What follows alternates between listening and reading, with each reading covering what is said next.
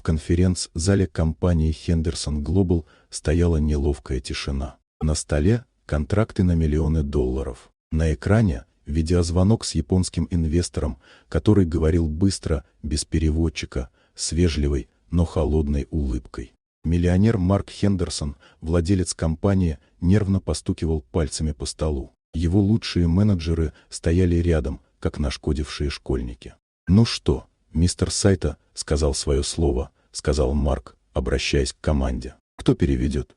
Все опустили глаза. Ни один из профессионалов не понял ни слова. «Вы серьезно?» Марк усмехнулся. «Миллионный контракт. А вы даже японский не отличаете от китайского». Он покачал головой, потом в раздражении бросил. «Хорошо. Кто переведет это? Станет директором отдела». В зале стало еще тише. И вдруг, откуда-то из угла, послышался мягкий женский голос. Он сказал, что не подпишет контракт, пока вы не перестанете перебивать. Все обернулись. У двери стояла уборщица, пожилая женщина в серой форме с ведром и шваброй. На бейджике было написано «Мейбл». Марк нахмурился. «Простите, что?» «Я сказала, мистер Сайта попросил вас выслушать до конца», — спокойно повторила она. Он также добавил, что уважает прямых людей, но ненавидит грубость. Марк застыл. Видеозвонок все еще шел. На экране японец улыбался чуть теплее. «Вы знаете японский?» — выдохнул Марк. Мейбл пожала плечами.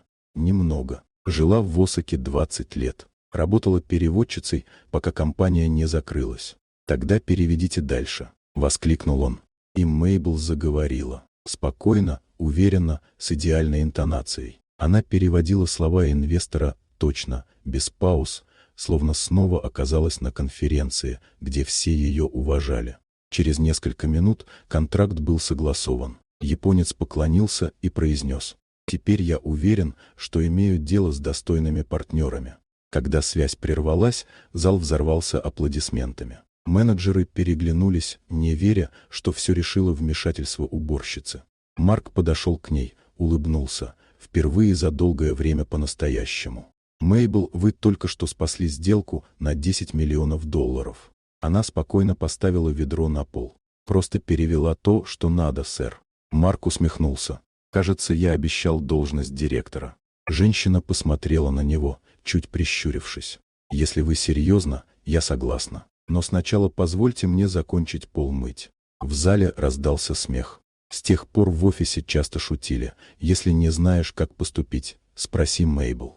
Но никто уже не шутил над ее ведром, ведь именно с него началась новая глава компании.